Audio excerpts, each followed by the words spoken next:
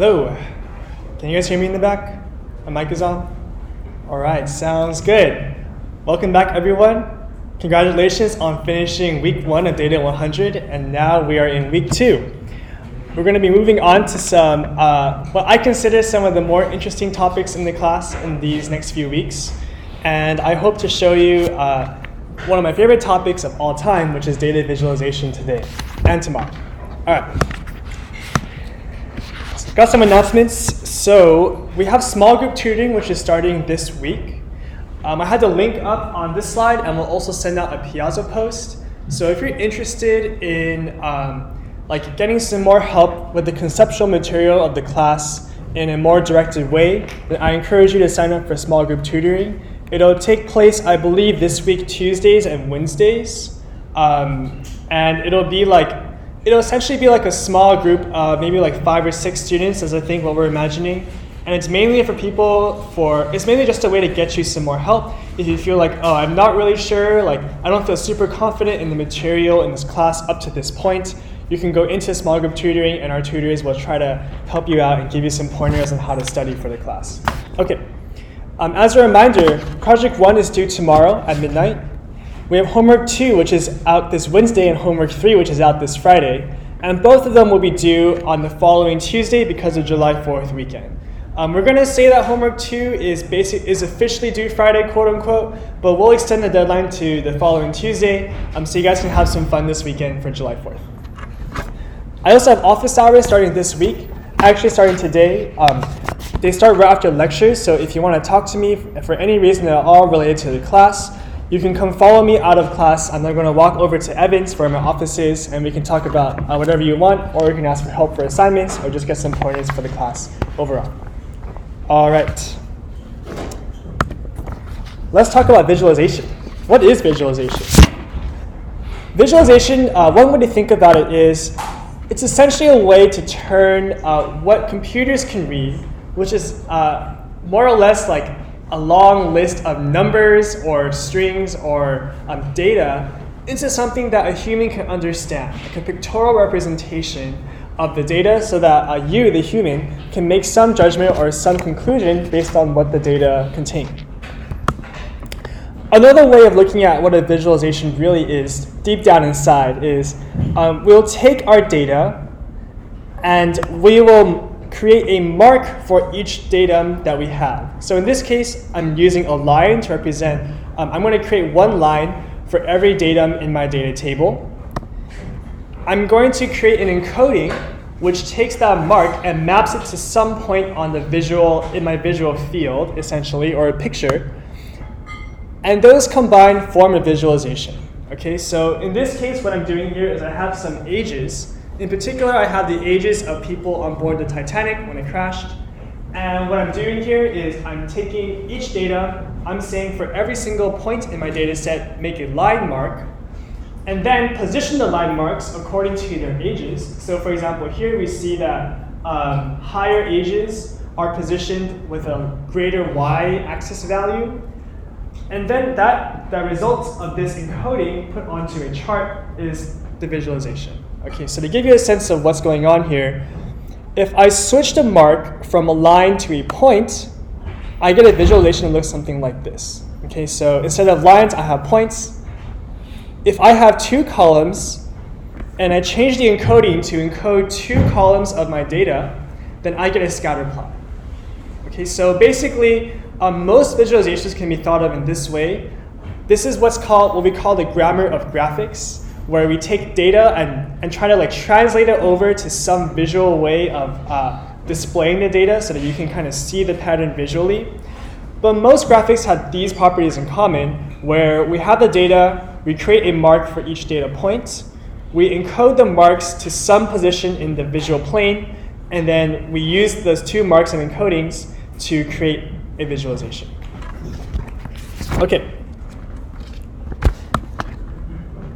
Now, after we create a plot, you do have to keep in mind that a plot is not the end result. The end result is the human interpretation of the plot. Okay, so I have here a little eye icon representing the fact that like after you create a plot, you or someone else is going to look at that plot and draw a conclusion.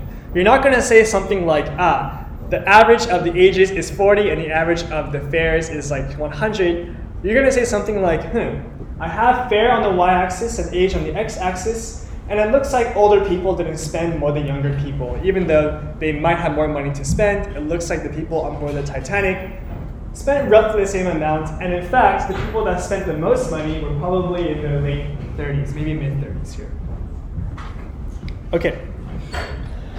Another reason why we use data visualization is to interpret lots of data at once. If you're familiar with Anscombe's quartet, you may be familiar with this example, where we have 4 data sets which have x and y points. The average x value and the average y value and the standard deviations for all the columns that you see here are all the same, okay? And they all have the same correlation, so the same linear regression line that will draw through all 4 of these data sets. But when you plot them in a scatter plot, you immediately notice some interesting differences between the data sets. For example, we see a curve on the data set on the upper right-hand side. We see an almost perfect line, but with 1 point off. And so you can kind of just imagine in your head how long it would take you to notice these patterns if you're looking at these table of numbers versus a picture. And the reason why it's easier for us to interpret these patterns is because actually the human eye is really good at vision. The process of looking at a scene, like a visual scene, and extracting out some pattern or some information from that visual scene. And so essentially what we're doing is, again, translating data from a form that a computer can easily manipulate and work with to a form that a human can easily understand. Okay. We're not always good at detecting visual patterns. Some visual patterns are pretty hard to interpret. I kid you not, I did see this plot in a paper I read in the past 2 months or something. This paper is kind of an old one. It came out in 1995, but it's a super famous psychology paper. It got thousands of citations, and it had this horrific looking 3-dimensional bar chart. I don't even know. I looked at this and I didn't even know what to think. But in a sense, just because you can map data onto some visual representation doesn't mean that the representation is good. Okay, so actually it turns out that for any data set, there are many, many possible ways to make a visualization, but it turns out that not all of them are useful. One goal of data science is to inform human decision making. Okay? And in fact, data visualization directly addressed this goal by allowing you to draw some information, some understandable information from your data. Oftentimes, or sometimes, you may find that the best result from a data analysis is not actually the statistical model that you produce, but it's actually the plots that you make. And even though in this class we'll be using tools that make plots very quickly and rapidly, the process of selecting a plot and then fine-tuning a plot is quite labor intensive and requires a lot of human judgment. But the end result is worth it because in a plot you can communicate something very quickly that you wouldn't be able to do otherwise. Okay, so database is not as simple as calling, oops, that's a typo, not as simple as calling plot. Correct that real quick here. Bam. All right. You didn't see anything. It's not as simple as calling that plot, okay? Every visualization has trade-offs, and we'll go over some of those trade-offs in today's lecture. Okay, so today what we're going to do is I'm going to walk through some practical ways to create visualizations in Python. I'm going to show you how to work with Seaborn. I'm going to show you how to tweak plots using Matplotlib, which is the underlying library behind most of the plotting functionality in Python. And then we're going to go over some common plots. Tomorrow we're going to be talking more conceptually about what makes a good plot and how to choose plots. So today is more practical and tomorrow is more conceptual. I hope both are useful to you as data scientists. One more note here is that actually based on the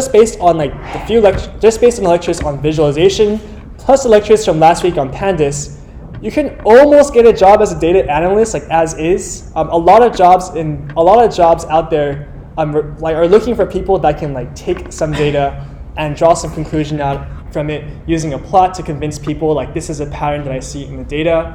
It's a pretty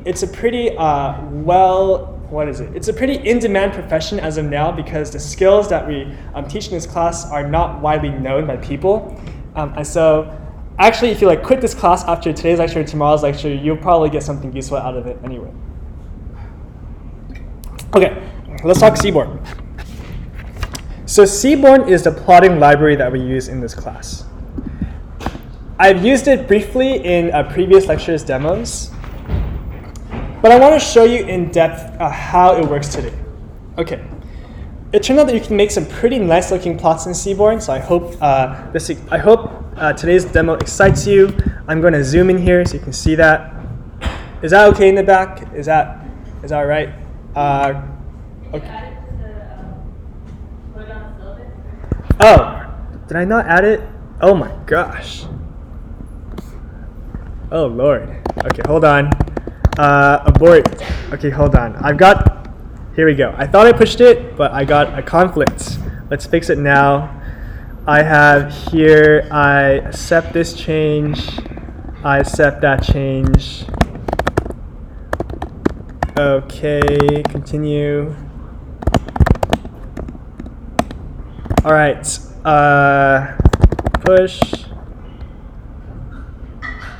All right, I think it works. Let me just double check here. I do apologize.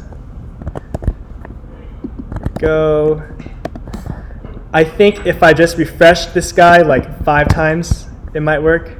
1, 2. Let's see. I did push it. Let's check it a few more times. All right, if it doesn't work on this try, I'm gonna give up and call it a day. One more time. Okay. Maybe it's just taking a while. Let's give it like 1 minute. I'll start my demo and then come back to it in like after like 1 line of code, and then I'll see if it works. Okay. One more time. Oh, there we go. Okay, great. We got it. All right. Okay, so if you see these lines in my notebooks that say like import Seaborn as S&S, this line here imports the Seaborn library. You will often see me include this Matplotlib inline piece of code as well. Now the reason why we have to include the Matplotlib code as well as the Seaborn code is because Matplotlib is like the underlying library behind Seaborn. So what Seaborn does is essentially like does a lot of calls. It uses Matplotlib underneath the hood. It's just that it does like a lot of the work for us, a lot of the heavy lifting, so we don't have to do it ourselves. But we do need this line of configuration so that our plots will appear in the notebook itself instead of in a separate window. Okay, so if you don't include this line, I'm going to get like another window that pops up with my plots every time I create a plot. That's kind of a hassle, so I include this line so that my plots appear directly within the notebook itself. Okay. These 2 lines here set up some plotting styles for Seaborn, and I'm going to go into those plotting styles later. But if you're curious as how to change the look of your plot, or if you make some plots and you notice that they don't look as nice as the ones that we have in this class, this is probably the reason why. Okay, so I have here a data set on tips. In America, when you dine in a restaurant and you have like table service, it's common courtesy to leave a 15% tip. For people outside of America, that may seem ludicrous, but in America, actually, like you can charge. People can get paid less than minimum wage. Like waiters and waitresses can get paid less than minimum wage because a restaurant, restaurant assumes that the people will get 15% tip. So it's kind of like this messed up system, but that's the way it is. I actually prefer the non-tip system better, but you know, what can I do? Okay, so I have here some tips, all right? And I have here, for example, this table on Sunday at dinner time had a total bill of $17 and paid a tip of $1. Okay, and this table size was 2. Okay. One thing to note here is that this table is tidy data. Okay, so we have here 1 row for every observation. We could have had a table that looks something like, it has a 1 column for every day of the week. So we have here like Sunday as a column, Monday as a column, and so on and so forth. It turns out that for Seaborn, we really want our data to be in tidy format where every row is a single observation for reasons that I'm going to get into right now. Most Seaborn methods are called using sns.sum method name. So if you type in sns dot and then press tab, you'll get all the methods that Seaborn provides. Most of the plots we want to use end in like the plot word, so I'm going to use this plot. And I will do tips, and I'll plot the total bill. And let's take a look at, let me run this code, the total bill distribution. All right, let me zoom out one time so I get more space. All right, so we can see here that Seaborn plots the histogram, oh my gosh, override. Seaborn plots the histogram showing the distribution of tips, but it also plots what we call here a density curve. Okay, so a density curve is like a smoothed out version of a histogram. It is useful in some cases, but we're going to get into why it may be more useful tomorrow. But in any case, you should know that Seaborn kind of provides like a bunch of nice functionality out of the box. A lot of the plots that it makes automatically have like useful things like a density curve on top of a histogram. You can do something like rug equals true to also get a rug plot on the bottom here. A rug plot is essentially just places one tick for every point on the x-axis, so it shows you where all the data lie. So Seaborn has this functionality, and that's pretty common to methods in Seaborn. It's used. It was designed for statistical analysis, and you'll see stuff like. Let's take a look here. Let me show you now. I have here the tips. Let's do day, total bill. All right, so I have here the day of the week and the total bill. And if I make a bar plot, the way most other Seaborn methods work, so the distplot method just takes in an array of numbers, but most other Seaborn methods use an argument called x to denote the column that you want on the x-axis, y to denote the column you want on the y-axis, and data to say what data set you want to use for this plot. Okay, now one interesting thing to note here is that Seaborn does a group by operation automatically. Okay, so let me show you the data beforehand, and then let me show you the plot that gets generated here. Day and total bill. Okay, so I have here the days of the week and the total bills. But you'll see here that the days are repeated, right? So we have many tables that came in on Sundays, many tables that came in on Saturday, many tables that came in on Thursday, so on and so forth. And what Seaborn does is it automatically performs a group by on the day and then takes the average of the total bill column. Okay, so for most categorical plots where we have categories on one axis, Seaborn will automatically group by that category and take the mean. One nice thing that it also does is it automatically computes these bars, which correspond to 95% bootstrap confidence intervals. Okay, so it automatically groups together the means for each category and then computes the confidence intervals for each bar. Okay, so if you're just doing a group by on your own, I can write the group by like so. So essentially what's happening here is it does group by day, and it takes the mean. Okay. So these numbers here correspond directly to the heights of the bars in the chart below. But I don't have the confidence interval from here. To do the confidence interval, I have to write quite a bit more code to make that work, but Seaborn does that automatically, which is quite nice. Okay. Oops. So what do you observe from this plot? One thing we observe is that not every day of the week is inside. So we only have here Thursday through Sunday. Another thing we observe is that the total bills on the weekends seem to be higher than the total bills for the weekdays. All right. And we also see here that the spread for Friday is quite large, which probably means that we have less data on Friday than we do for the other days. All right. Let's take a look now.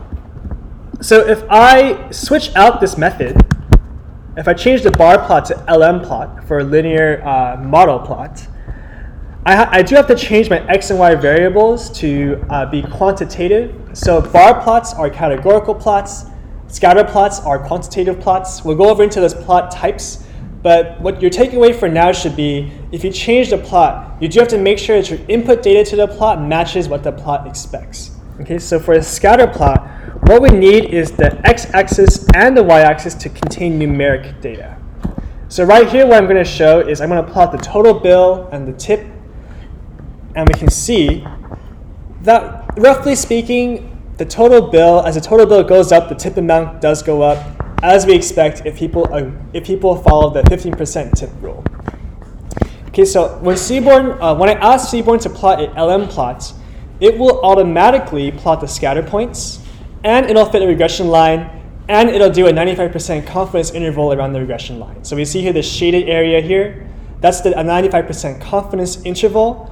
If you remember from data 8, which hopefully you should, what Seaborn has done underneath the hood is bootstrap all the points in the scatter plot multiple times, fit a regression line to every point, and then shade in this area corresponding to the 95%, the middle 95 percentile of the slopes and the intercepts for those regression lines. Okay, but essentially the way we can interpret this is something along the lines of, it looks like there's a pretty strong or moderately strong linear relationship between tip and total bill. The regression line doesn't have, the width of this confidence interval around this regression line is relatively small. So we see here the data are relatively clustered around a linear line, a linear model. Okay. When you have a lot of data, computing that 95% confidence interval can take a long time. So of course, Seaborn has ways of turning off that interval. So I can turn off the CI. And now we have just a line without the band. If I show you the time it took to run the cell, oops, here we go. The time it takes to run the cell, I can type in %% time. That will time how long it takes. It took me about half a second to make this plot. If I make a confidence interval, well, that's odd. Let's try this again. Something weird is happening here.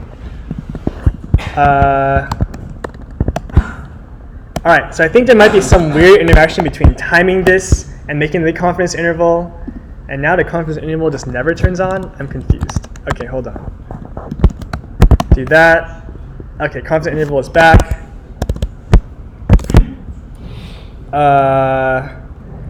So the default value is 95% confidence interval. And if I change this to false, I have no confidence interval. Okay, let's try this again. So if I time, without confidence interval, it takes about half a second. With confidence interval, okay, so in this case, it's pretty fast. When you have lots of data, it does take a long time. Okay. All right. You can also turn off the regression line entirely by doing fit reg equals false. False here. Oh my gosh, I forgot a comma. And if I do fit reg equals false, then I get no line. I just get a scatter plot. Okay. Now, Seaborn really shines when you're not just making simple plots, but when you're faceting or adding more variables to a plot. For example, let me just undo these changes here. Okay. If I add the hue argument, I can add another variable to my plot here. And what Seaborn will do is it will group by the smoker column as well, which denotes whether the person paying for the table was a smoker or not. Okay. And we see here that the orange pointers correspond to the table where the person paying was a smoker, and the blue pointers correspond, or not a smoker, and the blue pointers correspond to tables where the person was a smoker. And it looks to me that the difference between people who don't smoke and smoke is relatively large. So it looks like if you're a waiter or a waitress, based on this data alone, you would try to look for people that don't smoke and serve them a little nicer. Okay. Now again, what Seaborn here is doing is this automatically faceting or grouping, like slicing out data to plots.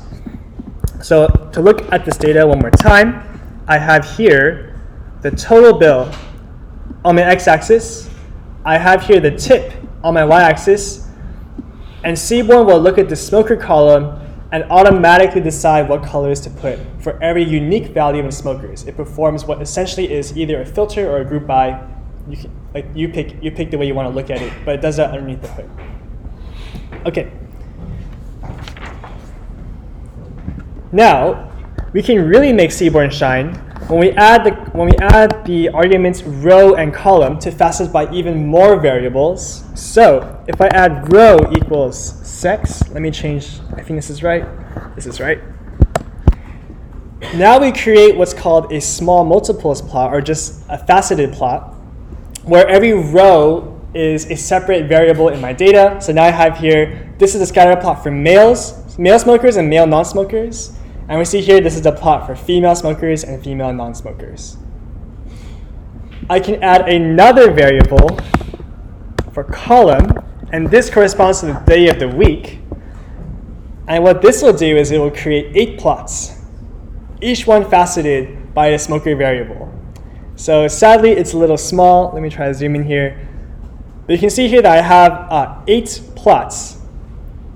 Okay, and if I want to adjust these plots, I can also look at the options that Seaborn gives me. I can shift tab, take a look at the options here, pull that up, browse what we have. On the official Seaborn API documentation, which I do have a link to at the top, or I can just Google Seaborn API. I happen to have it here. You can go to LM plots, scroll down to the bottom, and you can see examples for all of these guys. Okay, so I have examples here, and I see that if I want to make these plots, so by default what Seaborn will do is if you do faceted plots like so, all the plots will share x-axis and a y-axis for easier comparison. So you can see here that the x-axis for all the plots is the same, and the y-axis for all the plots is the same. But in my case, I actually don't want them to share the y-axis, so I can change that. And I can turn off the confidence intervals because they're not super informative for this case. And so with essentially one function call, you can do quite a lot with Seaborn if your data come in a tidy format. Okay. If your data don't come in a tidy format, I suggest you do some data manipulation to get your data into the format that Seaborn likes, so that you don't have to do weird things with Seaborn, like do some transformations within Seaborn. You can just use Seaborn and say what columns or what variables you want to plot for which aspects of the chart. Yes, question? What does the share y mean? Yeah, so what does the share y argument here do? The share y argument equals false turns off the sharing of y-axis limits. So you can see here that this plot right here goes from 0 to 8, whereas this plot right here goes from -2 to 12. If you turn on share y, which is the default value, all of them will share the same y-axis. So if I turn it on, you'll see here that all the plots look pretty small because all of them are sharing the same y-axis, like so. So it's the same data, it's just that the y limits are changed for all the plots. Yeah, so it changes all the y limits for all the plots at the same time. Okay, turn it off. Okay. Complicated plots take some time to make. All right. You can also create line plots instead of scatter plots in Seaborn relatively easily, and I'll just show you one more example of that so you can get a sense of what that looks like. FMRI data is essentially what they do is they stick you in a machine, they stick your head in the machine, and then they use some magnetic resonance imaging to capture what's going on in your brain as you're thinking about or doing certain tasks. And what they'll do is they'll say, okay, they'll shine a light in your face and then see what your brain does. Okay, so what happens here is that they'll shine a light and then they'll measure your response over time. You'll measure the brain's response over time, and then you'll do that like 10 times. They'll collect that data for hundreds of patients or so, and then they'll average all that data together to get some signal or some brain, average brain response from the stimuli that they do in the lab.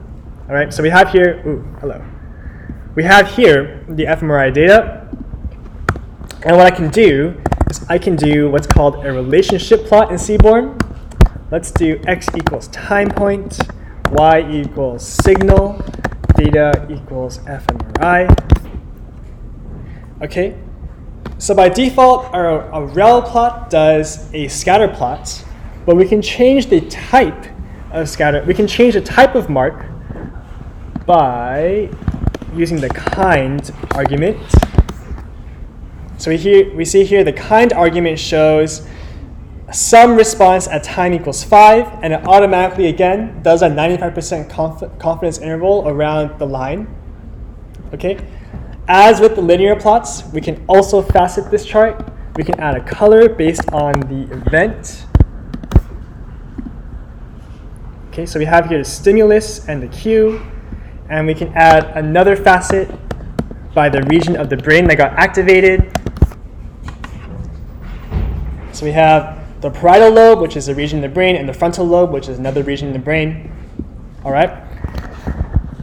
We can also change the style based on the same variable. So I have here both events. I have the event column as an input to both style and hue, which is redundant, but it does help sometimes. So for example, here this line is both orange and dotted because of the style argument. Sometimes it helps to have the same column be encoded in multiple variables, so the differences between the variables is more distinct. Okay, so I'm just trying to show an example of that. But again, I create these plots very quickly. And the reason why I was able to create them very quickly is because I had my data in a tidy format, and I was familiar with the way the Seaborn works. Okay, now, Seaborn does come with a few built-in plot styles, which is convenient if you don't want your plots to look exactly like mine every time you do them. Okay, so what I can write is with sns.axes style. There's a few styles available. You can check them out in the documentation. I'll just show you a few of them right now. So I can take, let's cut that out. Let me show you the original plot. So I have here the plot of total bill, and tip again, and the data is my tips data set. So I have here this plot right here. As another aside, if you notice this line popping out here, and you want to get rid of it, one easy way to get rid of this line here is to put a semicolon. And when Jupyter Notebook sees that, it'll just cut out the little bit of output that comes out here and just show you the plot. So it's a little nice tip for cleaning up your notebooks. Okay, so I have here the original plot. If I change the style, the plot will look somewhat different, although it will contain the same data. Okay. I can change the tick style to, let's say, what else do I have here? I have here the white grid, like so. Okay, so several style options that Seaborn comes out of the box with, and you can change them using this bit of code. You can actually adjust everything about a plot, including the background color and this grid shading and the tick marks here. But we'll go into that a little bit later. We usually won't do that in Seaborn itself, but through the underlying library Matplotlib. Okay, let me show you now how to change the color palettes that Seaborn uses. So I have here a function called SinePlot, which essentially just plots a few lines, a few sine waves. If I write with sns.colorPalette, and let's say I use, how do I spell this? PUBUGN_D. It looks like magic, but if you go in the documentation, they'll tell you how to make these little snippets. And I write the same SinePlot code. I can change the color scheme to be some cool blue gradients. Okay. If I change this to Husserl, I'll get the Husserl color palette, which looks kind of nice and rainbowy. So you can change the colors that way. Or if you want more fine-grained control over the colors, you can do it manually. Okay. So there's some built-in things which are usually nice. If you want fine-grained control over your plot, that functionality is also available. All right, so Seaborn, best use of tidy data. It will perform group bys automatically, so do keep that in mind. That's supposed to say typical usage. Sorry for all the typos. Typical usage is we call sns.subplot. We pass in the x argument and the y argument, which are columns of a data frame. And if you want to, you can pass in more arguments into this, as you've seen. And we usually pass in the data equals, and we pass in a data frame there in tidy format. Okay. The bar plot, a linear regression plot. So you've seen those examples. And let's take a break now and fill out attendance.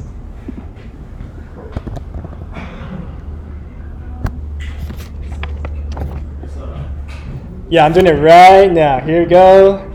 Gonna accept responses to record your attendance.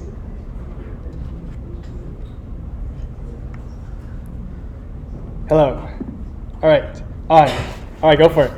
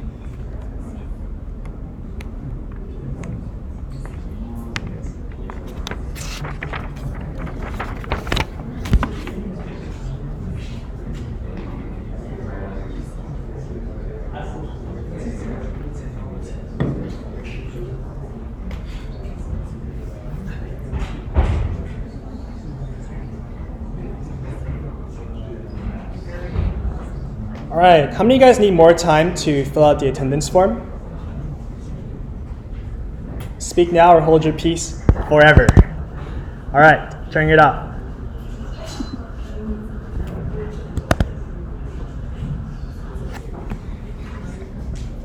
Okay, let's get back to it. Before we come back together, I realized I didn't stop for too many questions up to this point. If you guys have any questions about Seaborn or any questions about the plots that I showed you before, feel free to raise your hands now or ask your neighbor really quick. Otherwise, feel free to stop me as time goes on. I'm going to move on to talking about Matplotlib now. As I mentioned before, Matplotlib is the underlying library for the Seaborn plotting functionality. And I'll show you what's actually going on in Python when you call seaborn.plot. All right. Okay. Now, the vast majority of the time, you'll see Matplotlib being imported with this line up here. So I have here import matplotlib.pyplot as PLT. And most of the time, when you copy and paste code from Stack Overflow or some other website, they'll use PLT dot whatever, and that's what PLT is referring to. It's referring to a Matplotlib call. Okay. The Matplotlib API gives you some basic functionality for plotting. So if I write, let's see here, a range from 0 to 100, and I'm going to take the square of the x values here, I can create a simple line plot by plotting the x values and the y values, like so. Okay, so it's a pretty basic plot. But what I want to show you here, which is possible with Matplotlib and not possible with Seaborn, is the ability to adjust the plot. Okay, so I have here, let's go down to here. Let me make 2 times pi. Let me plot for you the sine wave, plot x and y. Okay. One thing I can do with Matplotlib is add a legend. So if I do label equals sine of x, and then I add plt.legend, it will add a legend here in the upper right corner. Okay, so pretty handy. What that means is if I write another plot here, x, and let me do sine of 2 times x, sine of 2x, I'll have here a legend that contains the markers, the labels for both lines. Okay. Now, let's see. I can change the title of a plot by calling plt.title. So let's call this harmonics, like so. I have here a title. I can change the x labels and y labels. Let's change the x labels to x values and the y label to y values. And the plot gets updated accordingly. Okay, so usually what I'll do is I'll make a plot in Seaborn and then do some fine-grained tuning and adjusting in Matplotlib. I'm just trying to show you what's possible, so if you don't get all the details of like every single function that I'm using, don't worry about it too much because you can always refer back to the documentation. I'm just trying to show you like what each library is used for.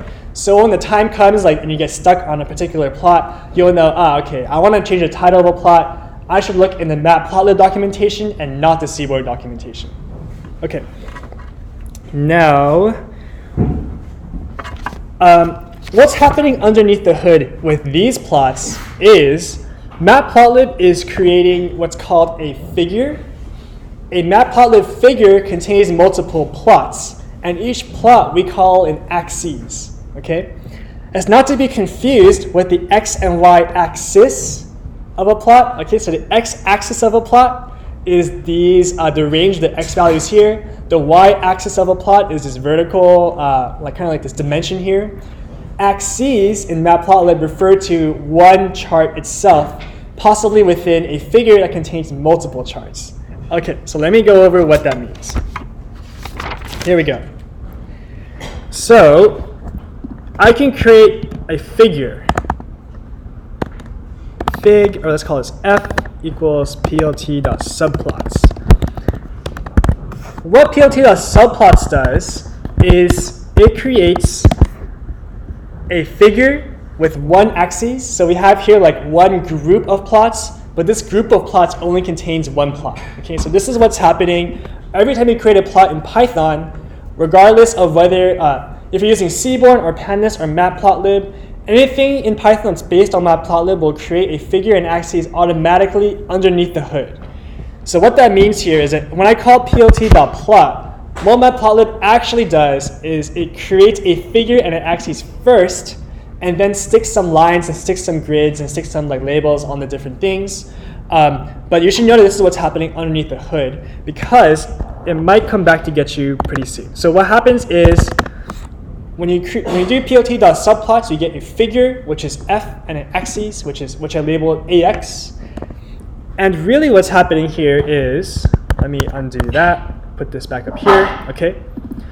And really what's happening here is when you create a plot in Matplotlib using PLT, what Matplotlib is doing is it'll say, okay, take the current figure and current axes and call .plot on my current figure and current axes.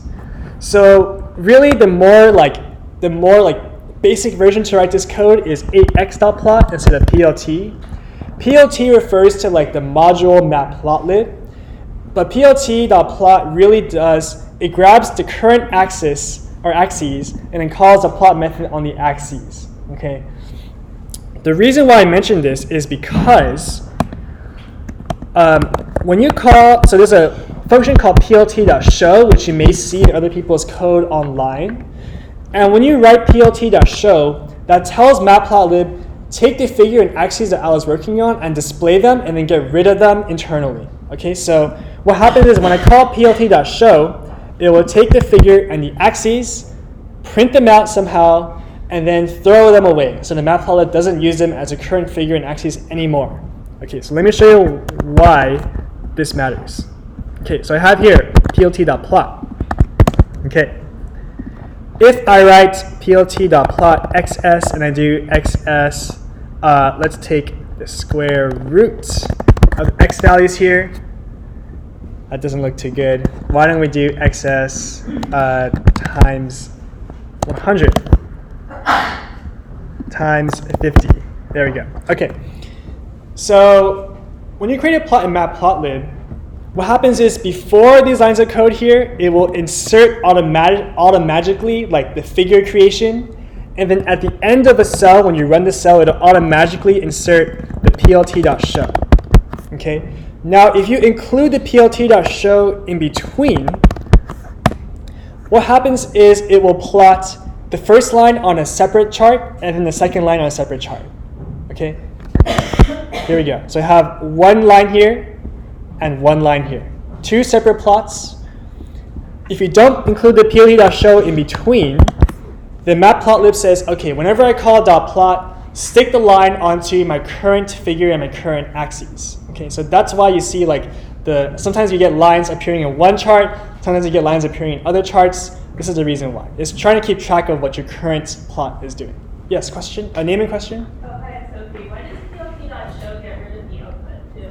Is like an output line?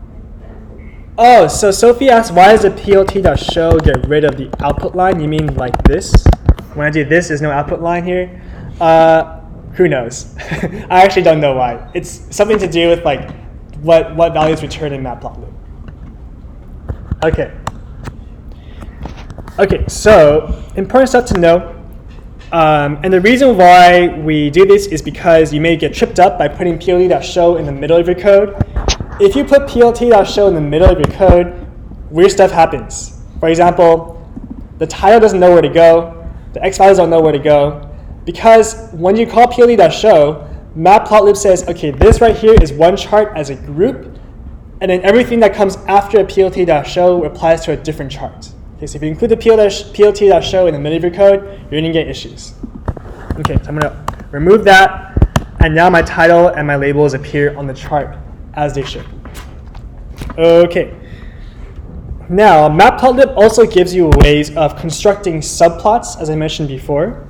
So if I do, let's take a look here. If I ask for one column or one row and two columns in a subplot, then I will get two axes that come out of this plt.subplots command. And I can plot them separately like that. Okay, so let's do that. ax2.scatter x and y.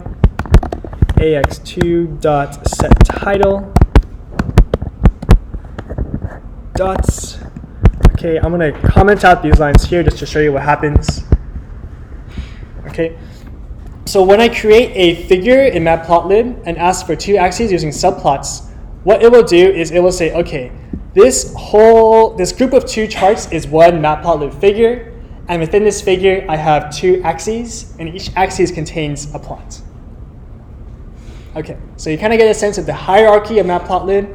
The reason why this is relevant, especially for Seaborn, is because some Seaborn methods will give you an axis, a Matplotlib axis, while some will give you back a Matplotlib figure. Okay, so the lmplot method will give you a figure. The bar plot method gives you just a single axis. Okay, so do keep those in mind. You can make some pretty complicated charts in Matplotlib.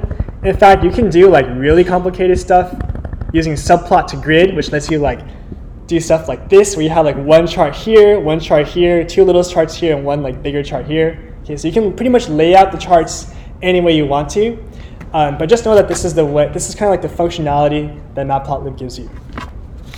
All right. To customize the charts in Matplotlib, the easiest way is to just call .plot, and let's do 1, 2, 3. Most plotting methods contain arguments. The problem with Matplotlib is that most of the arguments are not available directly within the documentation. Instead, what you should look for is the Mapplotlib plotting options, because the same options are applied to most Matplotlib calls. In this case, I happen to know that there's an argument I can use called LineStyle, which will give me a dotted line instead of a solid line. I can also change the color of the line. Let's change it to red, and I have a red dotted line. Okay, so this is the basic way that you change the appearance of elements within a plot. Now, if you want even more fine-grained control, you can save the result of this plot call into a variable. So you notice here that when I call plt.plot, it returns to me a list containing a single line object. I can extract out this line object by doing this line of code here, and now I have the line. And on this line, I can manipulate it once more. So I can change the color again. Let's do line dot. I think this should autocomplete, but it's not, unfortunately. Line dot set. Nope. Okay, well, I think if I do line dot set color to blue, I should change the color of the line to blue. Okay, so super fine-grained control.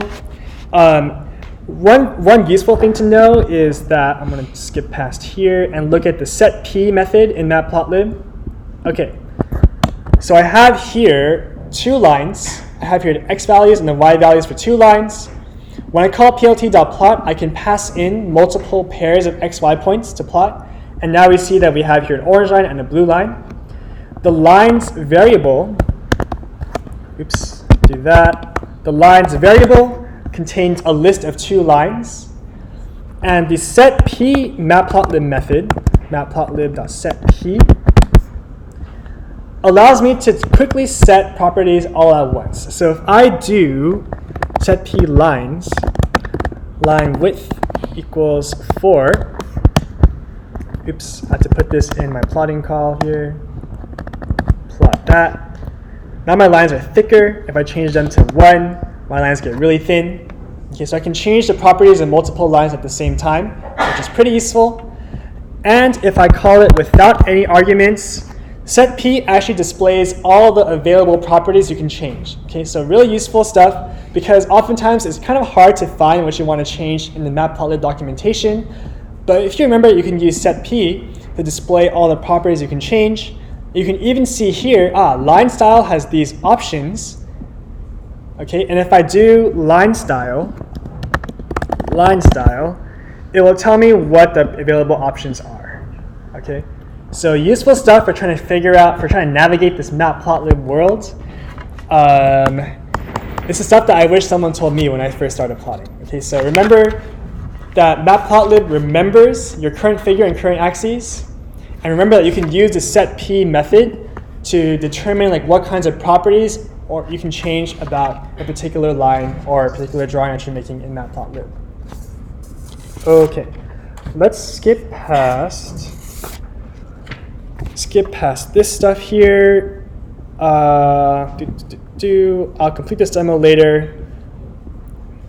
Okay, I'll go over this in my slides. One other useful thing to note is that in Matplotlib, you can add text or annotations anywhere onto a plot. So actually, Matplotlib underneath the hood is like an image drawing library. What it does is it creates a rectangular image, and then the baseline functionality is just to color in pixels on that image. When you add, so in this sense, what we can do is we can add text to a chart, we can add arrows, we can add points themselves, we can color the text, put it in boxes, we can pretty much do anything you want in Matplotlib to customize a plot. And if you look at this line of code here, essentially what we can do is call matplotlib ax.text or plt.text, plt.plot, plt.annotate to customize a plot in very deep detail. So I included in a textbook an example here of a kind of customization you can do to a plot. Let's take a look at customizing plots. I think if you scroll all the way down here, oh, my demo is gone. Okay, well, I guess I have to put it back. Let's see here. I think no, wait, I put it in context. Context.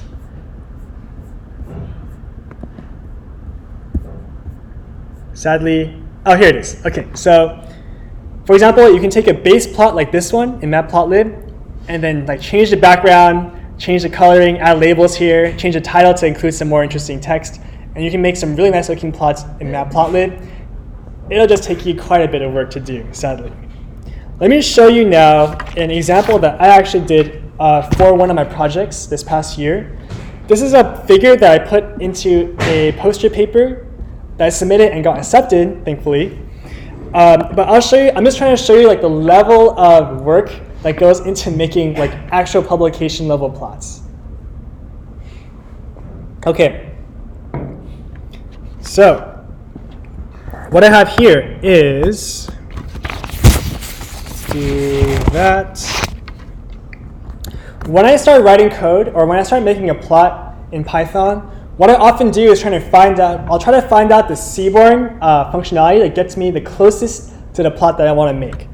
In this case, what I wanted to do is make 2 point plots, or make a point plot. Value data equals Sam. Okay, so I start with this one, and I see that I have like 3 categories and 3 proportions. What I had here was I had participants do a task. I had a treatment group and a control group, and what I did is I took their responses and then trying to categorize the responses according to some markers that I had predetermined. So for example, if they wrote about neuroscience, I marked them as neuro. If they had a true logical explanation in their response, I marked it as true, so on and so forth. Okay, so I have 3 categories for responses. I want to separate out my data by the control group and the treatment group. Okay, so I have here. What I did actually is I made a subplot. Okay, so I took x1 equals PLT.subplot 1, 2, 1, and I passed in my axes here.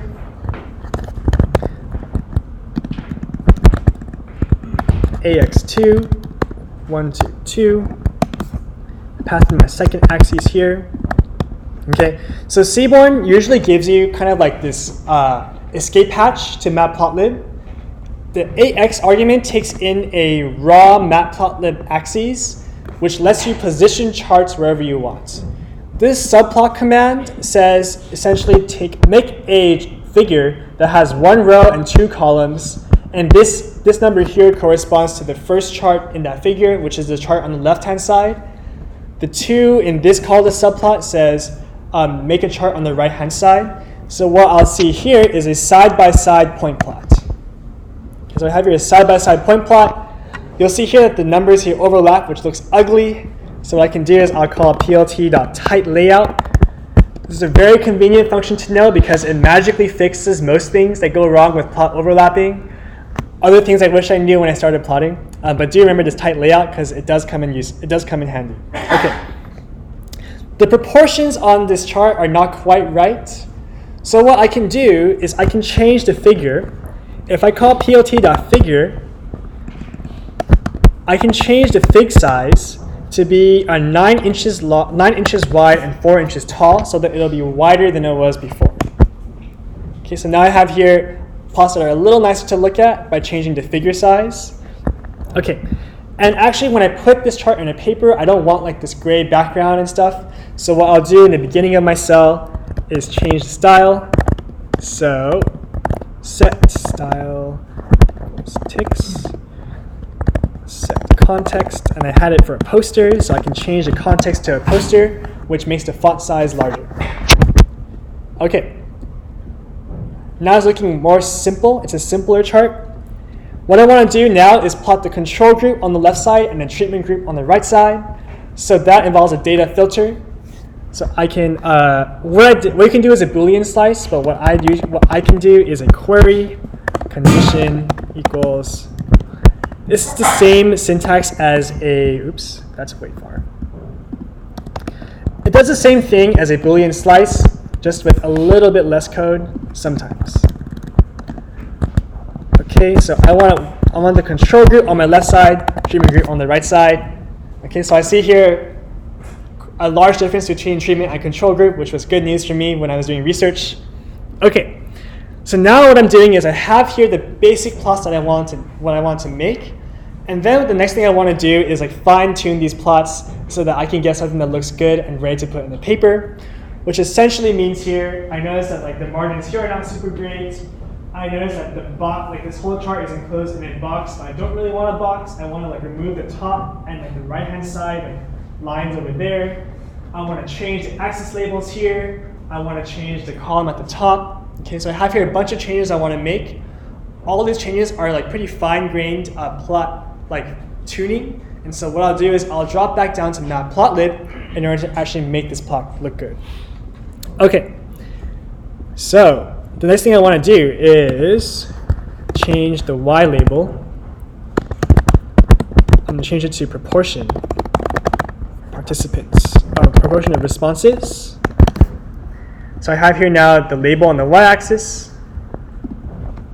I can change the title of this chart. I'll change it to recall or control. I can do the same thing here. I have the names of my conditions be recall and reconstruction, so I can change the titles for each plot separately, like so. Okay. I notice here that this plot has a Y label when I don't want to have a Y label.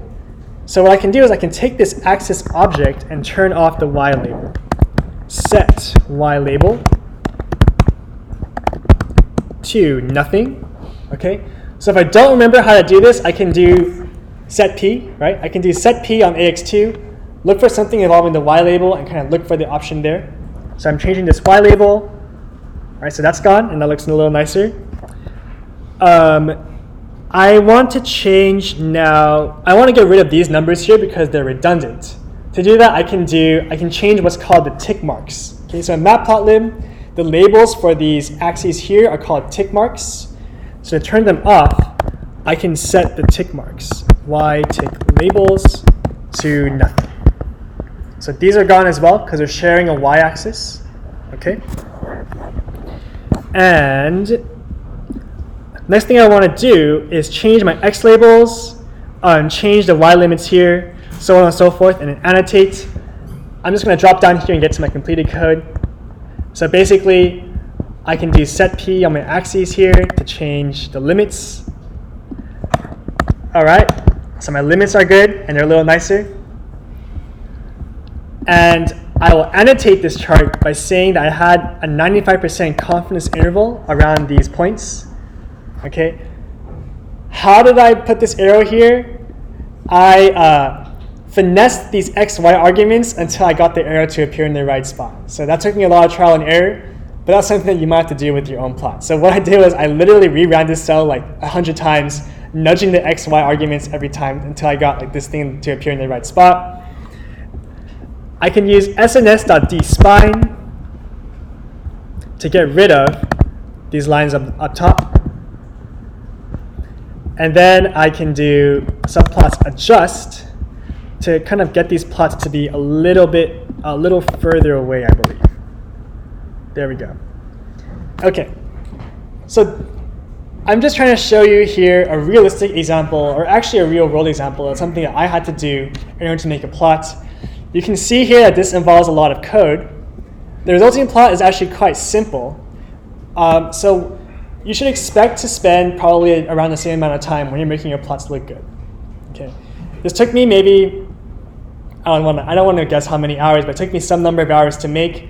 For a plot that you want to get published or a plot that you want to show like some important people in your company, you should expect to spend about the same amount of time. You should not underestimate the importance of like these little details here for helping someone understand the plot. Yeah, name a question? Jesse, for Seaborn, what does drawn equals false mean? So Jesse asks, what does join equals false? Join equals false, or Yes, it is in your Which one are you referring to? SNS.pointPlot. Yes. Here, join equals false. SNS.pointPlot. I have. Do you mean join? Oh, join equals true and join equals false? I don't think I've used that. Did I? Oh, I see. Yes. So join equals false turns off these lines here, joining the points. So if I write, I forgot to put that in this demo here, but if I write join equals false, which is what I really did in my actual paper,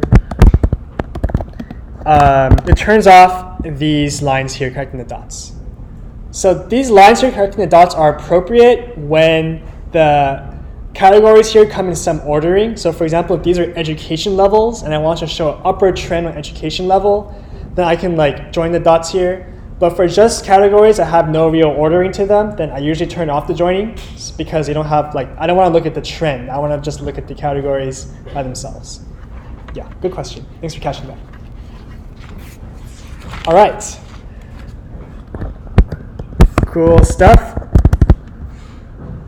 Okay. So Matplotlib is like the baseline library behind most plotting in Python. It works by creating a figure which contains several axes, and each axis contains a plot.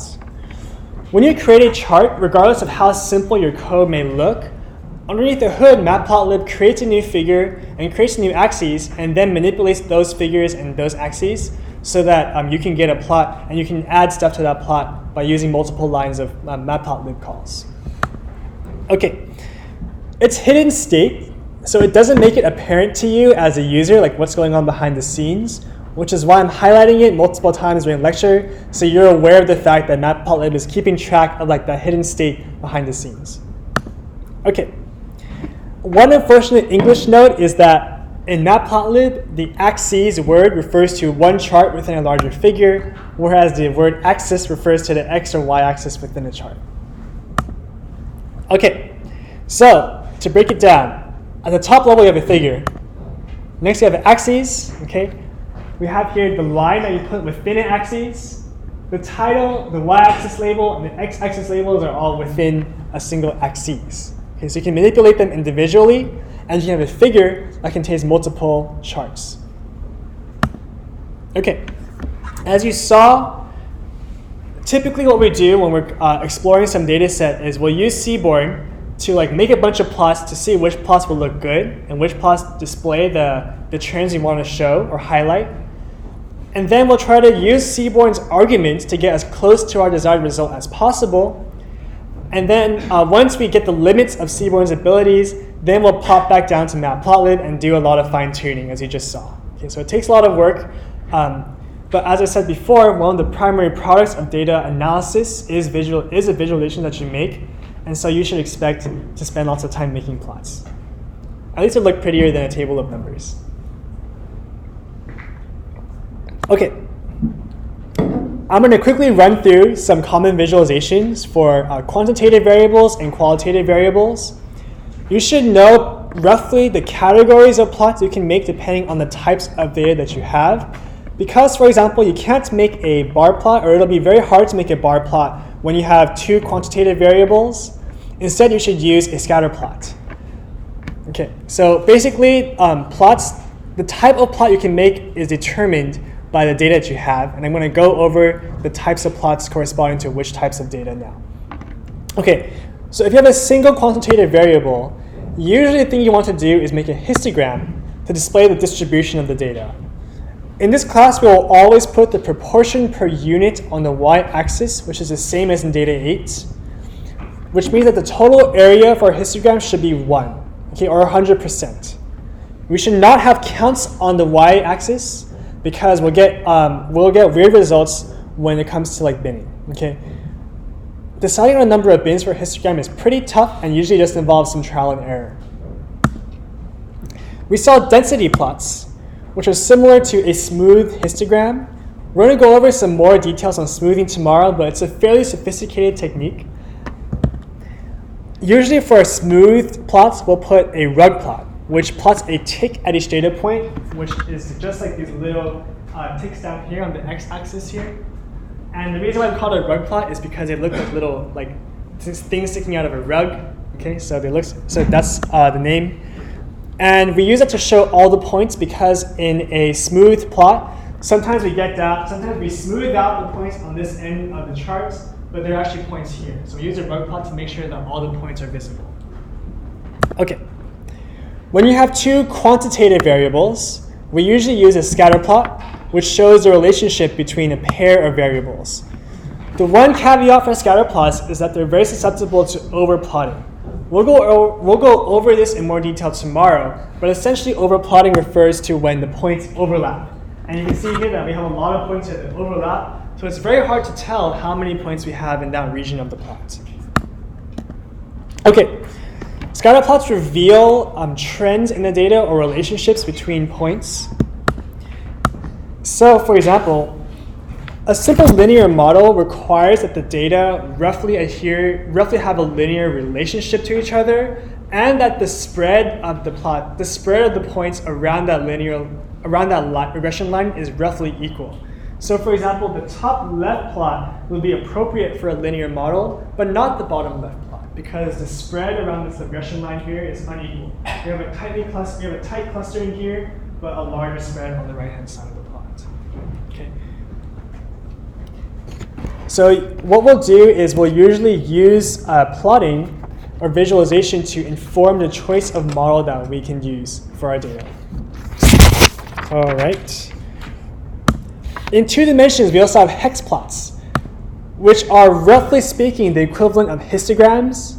So if you have a lot of points, one way to combat overplotting is by using a hex plot. And a hex plot has splits the plot into hexagons, and shades in the hexagons darker when there are more points, similar to how a histogram has a higher bar when there are more points within that bit. Okay. Another type of 2-dimensional plot is a density plot, which is the equivalent of the 1-dimensional density plot, but for 2 dimensions. Okay, so instead of having a smoothed out curve in 1 dimension, we have here a smoothed out contour in 2 dimensions. We'll go over this again in some more detail tomorrow, but you should remember that this plot is another way of combating overplotting for a scatter plot. Okay, for one qualitative and one quantitative variable, we use bar plots. We typically use horizontal bars to avoid label overlap. So it turns out that when you have long labels, it becomes really hard to place your bars properly. So you can imagine that if instead of thirds, I had Thursday is my favorite day of the week, and Friday is my second favorite day of the week, then if you put the bars vertically, it becomes very hard to determine where those labels should go. Usually we'll just use vertical bars to avoid that. Horizontal bars to avoid that. Okay, we saw that we can put confidence intervals on these bars. You saw in my demos that I've used point plots. It's kind of the minimal cousin of the bar plot, and people sometimes prefer these plots because in a bar plot, the width of the bar has no meaning, which means that I can change the widths of the bars, and the interpretation does not change, but it's just kind of like a meaningless dimension to add to a chart that some people prefer using a point plot instead, because a point plot kind of does away with that width aspect of the bar chart. Okay. So you'll see both of them, but you should remember that a point plot and a bar plot, roughly the same thing in terms of what you should conclude from the data. A box plot is a visualization that you have seen before. In a box plot, we display the distribution of a variable. It's a compact way to display distribution, which is why we prefer to use box plots instead of overlaid histograms. So you can imagine that an alternative to making 2 side-by-side box plots is to draw one histogram and overlay on top of it another histogram to compare 2 distributions. When you have multiple variables, drawing overlaid histograms is very hard, or is very hard to interpret. And so what we do instead is we draw side-by-side box plots. In a box plot, we use what we call quartiles. The quartile 1 refers to the 25th percentile of the data. Quartile 2 refers to the 50th percentile or the median. And quartile 3 refers to the 75th percentile. In a box plot, the middle line of the box always refers to the median of the data, not the mean. And the box is shaded in with the first and third quartile as its limits. So we interpret this box plot as saying the median of this data for males is around 29. Q1 and Q3 are around 20 and 40. Okay? And the whiskers of the bar extend to the rest of the data except for what we call outliers. So we see here that the whiskers, so we call these lines that extend beyond the box, the whiskers. So sometimes you'll see these plots being called a box and whisker plot instead of just a box plot. And what we do is we have a specific rule that we usually use to compute outliers. Okay? That rule is defined as if you go too far beyond Q1 or Q3, then we'll stop the whisker there, and then we'll just label the points individually as they show up to highlight the fact that these points lie very far outside what we like, kind of the middle or the center of the data. Okay, so what we do is specifically we compute the interquartile range. We take Q3 minus Q1, and we define outliers as 1.5 times the IQR beyond Q1 and Q3. For example, here, for this box plot, we have Q1 is 21, Q2 is 29, Q3 is 39. And the interquartile range is Q3 minus Q1, so we have 18. 1.5 times the IQR is 27, which means that we label the outliers as the points that lie above Q1 times 1.5 times the IQR, which is 66, which you can see up there. And below Q1, which would be -6 in this case, so we don't have any outliers because we have no one that's below 0 years old. Okay. So you should remember these rules for computing box plots, and you should be able to interpret the plots that I've described to you today. All right. Data visualization, underappreciated. We use Seaborn and Matplotlib. You should know the types of plots and the variables that you can plot according to each plot type. So you should be able to say, I see here that I have a quantitative variable with a qualitative variable. That means I probably want a bar plot and not a scatter plot. Okay, so that's the sort of thing that I expect from you and that you should expect from yourself when you're working with data in the real world. Thanks, and I'll see you tomorrow.